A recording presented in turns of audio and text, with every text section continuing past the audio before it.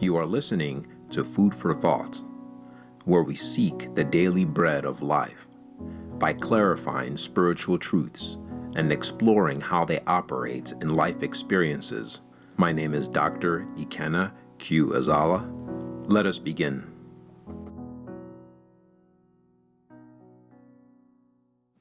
Our topic today is the statement attributed to the Son of God, Jesus. I sent you to reap that whereon ye bestowed no labor. What does this mean? Since we cannot properly use what we do not understand, having any misunderstanding of the teachings of Jesus will cause us to live inwardly apart from their true meaning. But since spiritual values can only be gained through lively application, then these misunderstandings automatically closes us to the real treasures of his words. Thus, unless there is a clarified recognition, his words for each person will remain a book of 7 seals. In this light, the following essay explores my understanding of one of these statements that man has struggled to grasp over centuries, with the hope of bringing some clarity for those who earnestly seek a greater development of their souls. To start, we ask, what does the following verse from John 4, verse 35 through 38 mean? Do you not say, there are yet 4 months, and then comes harvest? Behold, I say unto you, lift up your eyes, and look on the fields, for they are white already to harvest. And he that reaps receives wages, and gathers fruits unto life eternal, that both he that sows and he that reaps may rejoice together. And herein is that saying true, one sows and another reaps. I sent you to reap that whereon ye bestowed no labor. Other men labored, and ye are entered into their labors. Does it encourage us to take credit from the efforts of our neighbor, irrespective of whether we contributed? Does it infer there is some arbitrariness in the laws of nature that allows us to reap where we did not sow? Double no. For all the teachings of Jesus can only affirm the perfect divine justice that governs creation and, in all things, strictly enforces the law of reciprocal action, i.e., sowing and reaping. What then could this statement mean? The statement speaks to the ever-available provisions in the universe that are always accessible to the human spirit through the power of volition, which is able to attract and retain it, until, through the process of their union, they are refined, transformed, and then brought to maturity. Hence, the statement is about how maturity and perfection of pre-existing provisions can be achieved by the human spirit through the joint working of the power of volition and the principle of union. And how are we to understand this within the context of daily life, and thus apply it? Let us explore some examples of how this principle manifests. Man and the earth. Man as an unconscious spiritual personality is sown into the material world to develop, the same way an unconscious seed is sown into the earth to grow. To develop, the human spirit must awaken it and bring to blossom its inherent abilities and talents, the same way a seed germinates and matures until it yields a multiple of fruit. As its goal of inner maturity involves the ennoblement of its outer environment, the human spirit is urged to discover, make use of, and ennoble the pre-existing provisions of its physical environment, the same way a seed has to draw from the existing nutrients from the soil and repurpose it through its own fruit-bearing germination that in turn furthers the ecosystem. Making use of the earth implies acquiring a knowledge of its characteristics and species, and then taking action to ennoble it. In doing so, man has to use the focused power of his volition to combine and transform existing elements in the material world to make it outwardly reflect the inspirations of his inner intuitions. But even in his earnest efforts to gain knowledge and apply it, he is only reaping an understanding of the natural phenomena he himself did not create, i.e., reaping that whereon he bestowed no labor. In this natural process, man as a spiritual being did not labor or create the sunlight, the elements, and all the earth's resources he is allowed to freely use for the sake of his own inner development and its ennoblement, the same way the seed did not labor or create the soil and the nutrients that it needs and uses to develop. Hence, it is only given to man to sow earnest efforts, after which it is then left to the grace of God, operating through the automatic laws of nature, to thereby grant him to reap the pre-existent provisions whereon he bestowed no labor. Thus, I sent you to reap that whereon ye bestowed no labor. To prevent a one-sided picture, and to guard against the error of a wrong interpretation, we should bear in mind that the statement, no labor, does not mean no effort, but rather did not form or create. Hence, it is alluding to how we use our volition to access, combine, and participate in the transformation of what we did not create or form. The human spirit is thus sent to the earth as a spiritual reaper and ennobler of nature's sowings, and is tasked with making use of everything in accordance with the divine will, in order to build an environment of beauty to the honor of God. Unfortunately, through giving preference to his own intellect and earthbound will over the will of his Creator, he has sown chaos and confusion. Hence, through his own doing, man has become a spiritual grim reaper, i.e., a destructive element to all light-building efforts. And it is in this we human beings must now change for the better. Similar qualities. When we meet someone and, through similar qualities, we are attracted and exchange reinforcing energy. Consider, did we sow the quality within our neighbor we are now reaping? No. Through the power of volition, we only sowed what was within our soul, that, through the law of attraction of similar species in the process of union, then draws from the similar provisions within our neighbor that we did not produce, i.e., reaping that whereon we bestowed no labor, as what we draw from others is a result of what we first sow within ourselves. What we experience through others is thus a reaping of similar qualities, that is a receiving of wages. Hence, and he that reaps receives wages. And in this joining of forces, that causes a more perfect experience to form, through the mutual exchange of energy, whereby we experience each other, it is fulfilled. Ye are entered into their labor.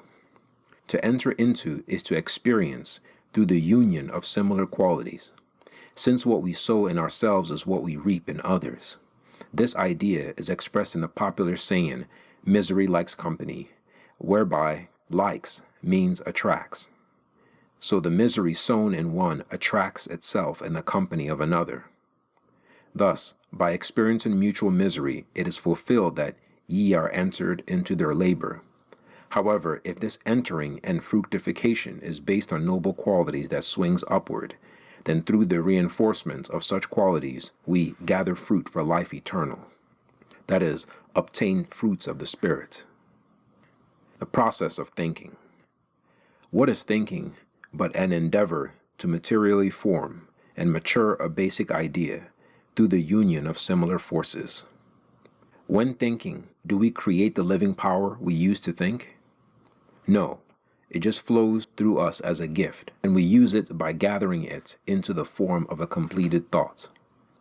When thinking, do we form the other thoughts we attract to ourselves? No, it already existed, but through the power of volition and the law of attraction of similar species, it flows to us to reinforce our original thoughts. We only labored in forming our thoughts that then reaped the pre-existent thoughts, i.e. labors in the universe. But in this, as one man forms a thought in the metaphysical world that another later reaps through inspiration and converts into a physical deed, it is fulfilled that one sows and another reaps. I sent you to reap that whereon ye bestowed no labor. Other men labored, and ye are entered into their labors. In the previous example, we discussed the sowing and reaping process when people are in the same time and space, but now we can expand the concept by involving the world of thought forms that transcends these limits. What occurs between two people in the same time and space who sow and reap together by exchanging reinforcing energy occurs between similar thoughts formed by people in the world of thought forms, whereby, independence of distance and personal acquaintance, the law of attraction of similar species cause similar thoughts to attract, unite, and reinforce each other until the basic thought is brought to maturity. And just like a full-term child exits the mother's womb to enter the world, so does the reinforced thought exit the world of thought forms and reaches a goal by entering the brain of any earthman thinking like thoughts, thereby offering the thought forms a chance to penetrate, operate, and physically manifest on earth. When this happens, everyone who contributed thoughts that participated in this automatic spiritual reinforcement process, the manifester through the deed of a complete stranger, is partially spiritually responsible before the laws of God, whether good or bad. And a part of the reaction must burden the spirit if bad, or uplift the spirit if good. Consequently, as human beings are linked together through the world of thoughts, and according to our way of thinking, attract and pull the energy of like thoughts, which eventually manifests and causes a spiritual responsibility for all concerned. It is fulfilled that other men labored, and ye are entered into their labors. The notion of inventions. When man invents something, he proudly says he created it. But did he really create it, or did he just discover a possibility that always existed? The creative source created it as a potential and placed it as a prototype in the spiritual world. Thereafter, man uses his inner being he did not create to access the living power he did not create, in the body he did not create, that exists in a world he did not create, to access through thoughts and outwardly manifest the pre-existing potentials he did not create. Man awakens the power of volition that, through the attraction of similar forces in the process of union, draws pre-existing spiritual energy that reinforces his own. Owing to the greater strength produced by this reinforcement, the original thought then rises and establishes a connection to the treasure chambers in the universe that stores all knowledge of the capabilities of the divine will, which the human spirit then receives and experiences as an inspiration that brings a new discovery of what was always there. He is reaping from the universe that whereon he bestowed no labor. He did not labor or cause the pre-existing potentials in the universe, for his labor was just the output of energy needed to discover and reap the pre-existing provisions of the creative source. Consider the following. And God said, "Let us make man in our image, after our likeness." Genesis 1, verse 26. Now, as the human spirit itself is not an original, but just an image of a pre-existing original, so also is everything good the human spirit invents but an image of the original labors the Lord placed in the universe as potentials. Consequently, through diligent efforts in obedience to the divine order, the human spirit is meant to continually discover and reap the ever-accessible provisions of the divine will, i.e., creatively manifested in new forms. Hence, there is no such thing as inventing, only discovering and revealing what was always there. The main implication. Many examples could be cited, but the fundamental idea is the principle of pooled energy that automatically operates in creation through the attraction and union of similar species. We exist in a universe with ever-accessible provisions we did not create, i.e., that whereon we bestowed no labor, but which we can always access through the power of volition in the law of attraction of similar species. The latter, which works closely with the principle of union, allows pre-existing elements to combine in new ways that leads to a more perfect manifestation of forms. This process affirms the universal truth. When two or more are gathered together in my name, I am there in the midst of them. But how? Through the relationship between love, union, and perfection. Love is the highest power, and it is through the union of elements that anything perfect can be formed. When love is the basis, this greatest power causes the strongest attraction and firmest union of elements, which leads to perfection. Perfection through union enables a heightened experience of the provisions of the divine will, and this leads to a greater recognition of God. Thus, I am in the midst of them is an allusion to the greater power and heightened perception of the nature of God that is produced through the union of pre-existing elements on the basis of love, i.e., gathered in my name. The principle applies to everything. Even in the earthly sense, when two or more elements in the periodic table are combined, only then can all the higher forms in our material world develop, and thus something more perfect be formed and perceived through the principle of union. What is decomposition? It is the process when the uniting energy binding elements in a form loosens, causing the elements to separate and return to their primeval state. Just like this happens in physical things like water, when the binding energy holding the form together begins to loosen, thereby causing the hydrogen and oxygen particles to disband and return to their original states, so is the inner being of man so constituted. The human spirit as a spiritual personality can develop to perfection and receive an eternal form only when its life becomes a loving service in obedience to the divine will. When the human spirit defies this will by favoring its own, then, in separating itself from divine love, which is one with the divine laws, the highest binding power of love, not holding its essence together, will gradually lead to a loosening of its inner spiritual element, and thus a fermentation and spiritual decomposition that culminates in the loss of its spiritual personality known as spiritual death. Hence, the same laws physically observable in our material world also operates in the inner being of man. However, when the human spirit lives in serving love to the divine will, this highest attractive and binding power from the Almighty will fully germinate it and bring its abilities to the fullest blossom, thereby maturing it into the likeness of the Creator's image. The human spirit firmly anchored in pure love thus becomes subject to the higher process of attraction, whereby the power of God, who himself is living love, will then unite with and attract this human spirit upward in spiritual ascents into the eternal kingdom of God. Thus, in the final end, as Jesus is the love of God, through this upward attraction process of the purified human spirit that lives this love, the word will be fulfilled. I am the way, the truth, and the life. No man cometh to the Father but by me.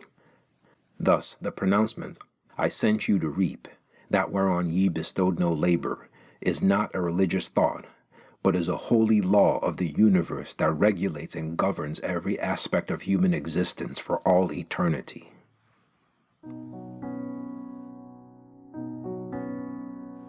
You have been listening to Food for Thought by Dr. Ikenna Q. Azala.